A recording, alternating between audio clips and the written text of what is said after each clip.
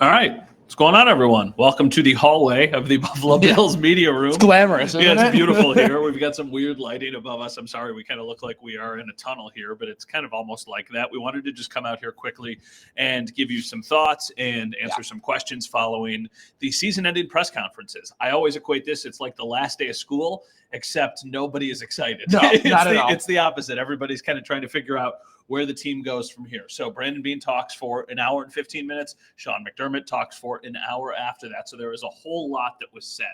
Mm-hmm. Give me your kind of bullet point, spark-nosed version of kind of the key takeaways from today. I think the key takeaway from Beane is that the saying about, you're always going to keep knocking at the door, and eventually good teams knock the door down. Mm-hmm. My bullet point from that is, like, when does the team knock the door down, right? So, like, that was the big point. He's like, I feel like we have the right team there. And, he's going to say, I'm not going to go big into this free agency. We don't know how much money we have to spend there. But in order to knock the door down, you feel like you got to make some sort of splash move. And I know Brandon Beane is not going to give us that kind of insight. But I don't know what that move is. And it feels like I'm listening to the same thing that we got last year after this team got knocked out in the divisional round. Yeah. I think when it came to McDermott, my big bullet point takeaway is that I truly do feel that he knew this was the best shot he has had. Oh, that's Joe Biscaglia from leading the charge. Hi, Joe. Bye, Joe. That I feel like McDermott knew this was the best shot his team had to win the Super Bowl this year, and it didn't. And I think he knew just the chemistry of this team was way different. It's one that he enjoyed, and I think it brought out a side of Sean that we haven't seen in his tenure here. So that one, you feel like it stings for McDermott as much as it probably does for the fans who, again, have to watch this all unfold as we go into another offseason, Matt, of just a lot of questions with a lot of answers needing to be had. Yeah, I think I kind of always approach this day and try and find a little bit more of the specifics to expand upon. The big picture is that they know they're close. They think they're close, and they think if they keep on doing this, they're going to be able to get to where they're trying to go. But I've heard the same thing kind of over and over and over again, and I'm expecting that to be what they said. There's no chance that they would come out here and say, we're starting over. We need to start from scratch. We need an overhaul. So I understand kind of hey, these are going to be the terms. These are going to be the buzzwords that you hear. I get that. But then there's the specific things that they say about players along the way. And I think this lets you kind of connect the dots of what they are trying to do. Like one of my big takeaways from this game, from this press conference, the day that we just had, was the praise for James Cook. Like, I now think that James Cook is absolutely going to get a contract extension this offseason because they view him as a very key member of their team. You hear the takeaways about Keon Coleman, and that both Sean McDermott and Brandon Beane said they did not think he responded well enough from the injury, and that was ultimately a difference because they had a production and an expectation from him before the injury, and then that goes away. Both of them bringing up how Dalton Kincaid needs to be stronger and more physically durable for the NFL season. Yeah. Like, that's notable, too, for a first-round pick. So I think I take away those kind of specific things and then try and figure out how you can piece them all together to get to some sort of clarity or what this team is going to look like. Mac says, let James Cook. Hi, Matt. Hi, Mac. I think that a lot of people a year ago would have said, hey, James Cook is a nice player, but I don't think he's somebody that we're going to invest a ton of money in. Oh, absolutely. And now I'm almost anticipating that guy's going to get $15 million, $20 million a year for a long-term contract because they really count on him. And I know people that are watching this and fans know this. There's that graph of the 5 guys who are up for extensions who are free agents next season, right? And I always felt like, running backs, you can go find James Cooks in the draft. You can find pieces like that elsewhere. So James Cook was always like my number 5 of the big 5 that were on that list. Within 48 hours, that's all changed. And then I only feel like it's, again, to your point, it's reaffirmed by what Beane and McDermott said there. And when was the last time the Bills have had a running back that they have felt this confident about? It's Fred Jackson, right? Well, LaShawn McCoy they traded for, so they kind of inherited that contract. So, yeah, it's been a little while. I mean, that comes with having an elite quarterback. They've got Josh Allen. So for so long. Okay, and let's just call it what it is, too. James Cook has a great year, and that his opinion changes from front office and the head coaching staff because the Bills' offensive line had their best year as a unit, too. I think that goes hand in hand with it. Yeah. Robert, what's up, sports guys? Well, Robert, we're kind of at our end of the year road for all of us and trying to figure out where we go from here. And end of hallway meeting spot too. End of hallway meeting spot here. So there is, let's see, Robert also says, look at the defensive players from Georgia and Auburn. Yeah, I mean, that's kind of the mindset for the Philadelphia Eagles, drafting players from Georgia, and they're in the Super Bowl. That was another kind of big theme from this day is what do you make of the defense? There's going to be Bills fans going back and forth for the next several months, probably the next several years, trying to figure out, is this more the fault of the offense or the defense? I mean, we heard kind of the same thing from both Sean and Brandon today. Like, the defense is just strictly not good enough. As Jenna walks by here, the defense had a chance to make more plays in the end of the 100%. Season, and they didn't. Really. And I think it starts right up front, and that's a unit Sean McDermott has said, and he reaffirmed it again today. But McDermott has always said, my defenses that I coach, good defense, it starts with what is up front. And it was not good enough. There were flashes, and we talked about Ed Oliver having some good stretches of games, and Daquan Jones coming off a really good season last year. I don't think Daquan Jones, they got production out of him that maybe they saw in last season. Von Miller and Greg Rousseau, AJ Epinesa, moments too inconsistent there too. So while they aren't going to come down, outright, Beane and McDermott are not going to be like, listen, these guys suck. It didn't work out. You're never going to hear that. But I do also feel like there's a little bit of a tone deafness to the fact. It's like, hey, I think it's okay if you address the fact being like, yeah, it just was not good enough. And they did. But I also think they should pinpoint a little bit more on the defensive line, because that's an issue where McDermott puts so much emphasis in his defensive game plan and who he is as a coach and what this identity is a team.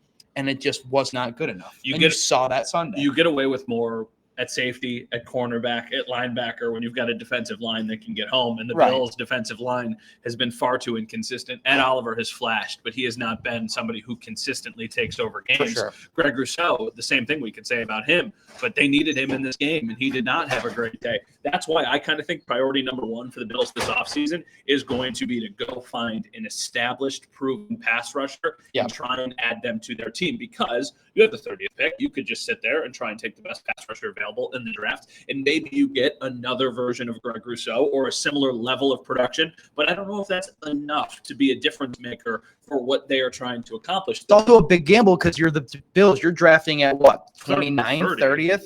30. Yeah. So, like the Texans a couple years ago get Will Anderson because that worked off a trade that they had, right? But, you're not going to find a Will Anderson at pick 30 of the NFL draft. Yeah, so they got to figure out, if I was them, obviously I have said on social media plenty of times that I would be a big proponent of trying to get Max Crosby from the Raiders or potentially Myles Garrett, although their general manager in Cleveland said they wouldn't trade him no matter what the offer was. I would look into Hendrickson over at the Bengals. I would look into TJ Watt at the Steelers. For some reason, I'm saying a lot of AFC North guys, but just anybody who's available who could immediately come in and make an impact. Obviously, we're rambling a little bit. If you have any questions, fire them off here. We're going to do this for about 10 more minutes before we're going to get back to work, get ready for TV. Any other big takeaways from you from today? I mean, there's so much was covered. Yeah, I mean, I think that, again, it goes back to the disappointment that I think Beane and McDermott both feel in this instance. And I think that watching Josh Allen, like the two of them having to sit there and watch Josh Allen walk off the field disappointed again, his press conference after the game, and then when he spoke to reporters earlier this week at Locker Room Cleanout, I think that reemphasizes that, you got to start being a little bit more aggressive in whatever shape or form that may be to get over this hump, because you can't keep doing this to your franchise quarterback. I just think it's almost unfair to the point that Josh Allen has to sit here with sad puppy dog eyes after every year after he makes an incredible play. And say what you want about that 4th and 5, Kincaid's got to come up with that catch. Like, he made an unbelievable play that we were talking about with a couple guys back on the cameras with me. 3 guys maybe are able to escape pressure out of the pocket to make that play. It's Josh, Mahomes, and probably Lamar Jackson. Yeah. But maybe only Allen and Mahomes, are going to get that pass to you 9 out of 10 times. Yeah. I feel like that disappointment should kind of seep over into this offseason and maybe just light even more of a fire if it's not already there with this team. Jason, hi Jay. where we stand now. I said Jason like I didn't know who this was. Hi, Jay. Where we stand now, what's the top need in the draft? I would say there are probably 3 things that the Bills need to address this offseason. They need another pass rusher. They need a wide receiver, and they need a big run. Well, I was going to say defensive tackle. You could also say corner. Corner will kind of be dependent on what they do with Russell Douglas. Right. If they bring back Russell Douglas, I don't think you would be drafting a corner in the first round. I think you would probably kind of do like a day 3 draft pick.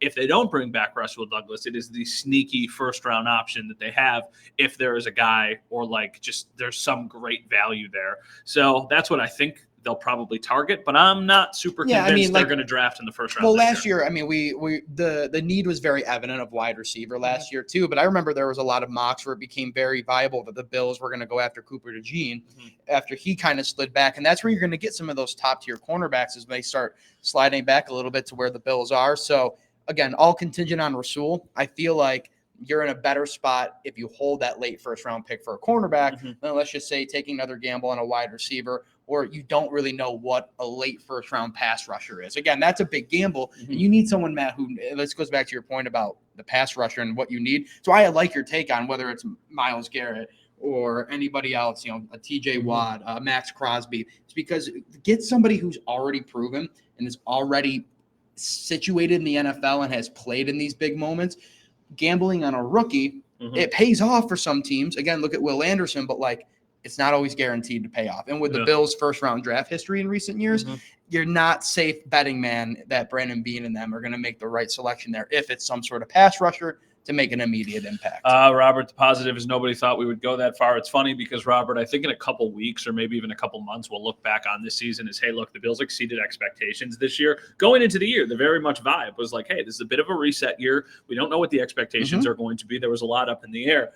But when you get so close and you kind of, I don't want to say throw away because that's way too harsh, but when you let another opportunity slip by, that's why I think there's so many people who are upset. And that's why I also think this team really needs to figure out a way of getting over the hump because Josh Allen's not getting any younger. He's got a couple more years in his prime. And then after that, they're going to have to try and find different ways to win. Even if he's still the quarterback, maybe he looks like later Phillip Rivers in his career or later Ben Roethlisberger in his later in his career. So they're going to have to figure something out, and I think they've got a 3 to 4 year window now that they absolutely have to attack. It took them 4 years to get to the AFC Championship and then get back to the AFC Championship. It can't be another 4 years. No. You got to do it sooner than that, and that's really hard to do in a conference with Patrick Mahomes, Lamar Jackson, Joe Burrow. We'll see how it all plays out.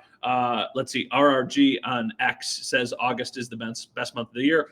My assumption is you're saying that because that's when training camp starts. That's when there's hope. That's when everything kind of gets going and rolling again. That's when we got Matt Collins' bare feet. The barefoot legend was born in August last year. I also think that this is going to be, I don't want to say a crazy offseason because I don't get that sense at all. I don't think it's going to be like some sort of, hey, because that only happens when you've got a ton of money to spend or if you're trying to kind of start things over. The Bills don't qualify there. But last year, they started the offseason negative $40 million in the hole.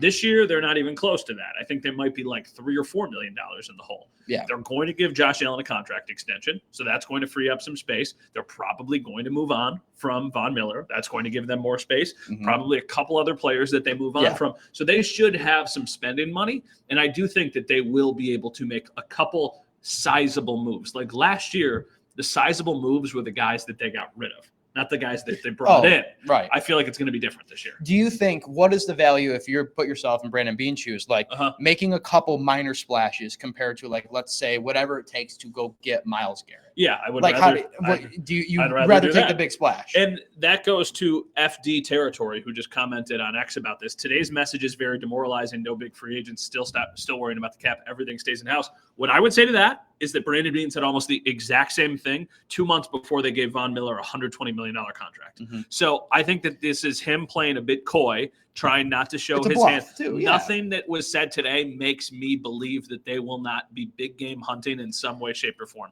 He realizes what a lot of us realize, that his quarterback is about to be 29, that there's one team that they can't get by, and that they need to attack this window now. They also have the added luxury of a little bit more draft capital than they've usually had. And I'm talking about that for 2 reasons. The first reason is they've got the second-round pick from the Stephon Diggs trade for last year. And they should be getting 2 fourth-round comp picks from players that they lost. I believe it was Gabe Davis will get them a comp pick, and then I believe the other one was Hoyer, Tremaine. No, none of those guys got enough money. It might have been Leonard Floyd. It might have been Leonard Floyd. Okay. So they're going to have a little bit more. They don't have a third-round pick. They used that for Amari Cooper. But other than that, I do think that they're going to have some flexibility, and there's some things they need to do. One other housekeeping note, Matthew Smiley, the special teams coordinator, will be back. Sean McDermott said yes. He expects him back when specifically asked about him. He was one of the coaches that I feel like some people thought, hey, maybe there is a change there. Surprised by that? I was a little bit. Yeah, definitely. Yeah. I mean, because it's just like I feel like a good special teams unit is one you don't talk about, right? Yeah, it's like, true. Yeah. So like we have to consistently talk about Matthew Smiley and the special teams unit. I mean, that big punt return Sunday was just another shining example. You can talk about Tyler Bass because he had a rocky season, but then he really strung it together in the second half of the season. But you shouldn't be talking about the special teams as a unit and the blunders they have made. I mean, the not reading the fake punt in that Broncos wild card game. I know it's irrelevant because they were up by so much, but like, not at that point. The fake punt when they were, I think it was 7-7 or 7-3. Really? Oh yeah, it was super early in the game. So like again, like we can't be having these conversations, and I don't think that's gonna continue to happen if Matthew Smiley is here. So I'm a little surprised, but I'm also like, this is a unit that like sticks to their guns. They like the people they have in this building. Culture is important, and I think they just like what Matt Smiley brings to them in that point. All right, so that's kind of a wrap, at least on this part of the season. This is going to be the last thing we talk about for the 2024 season. Next time we hear from these guys will be the NFL Combine. That is in late February. And then after the NFL Combine, free agency begins. The NFL is now 24/7, 365. Yeah. There doesn't really ever come a time where we're not having these conversations. They're just going to get a little bit more infrequent. So happy New Year. I guess after the Super Bowl, we don't go by January 1st. We go by the end of the Super Bowl that officially ends in 2020. So in a couple weeks, Happy New Year's, Matt. And you as well. Any final thoughts as we say goodbye? No, I think the only thing is just kind of piggybacking a little bit because you brought up a good point too. Is like for people who want to think that the Bills need to start from scratch and refigure it out. You don't do that with teams that are in a realistic Super Bowl window. And as long as Josh Allen is a quarterback, the Bills are always going to have a realistic chance to win the Super Bowl. You don't tear down Rome and try to rebuild it in a day. You just make the Leaning Tower of Pisa that much better, right? Yeah. So like little pieces here and there, and they're going to find ways to have sustained success. They probably have another year in the division where they're going to be able to, contend and be one of the top dogs, if it's just based on this year too. So I wouldn't panic if you don't see the big splash move here. The Bills have Josh Allen at the end of the day, and that's what it all come down to. My take is that there will be a big splash move. That is my take. There's just kind of me. It's a bit of an educated guess, but I think the last time they had one of these more demoralizing losses after the season was when we saw them go out and make that move. So they got Von after the 13-second game, after right? 13 seconds to beat the Chiefs. And then the next year they lose pretty bad to the Cincinnati Bengals, but it was just kind of a crazy season and so many different things happened. So, I think that we will see some sort of big splash move. But it'd be cool. We'll be here for it, whenever it happens. Yeah. All right. We will say goodbye at that point. That is Dom Tibbetts. I'm Matt Beauvais. Bye, guys.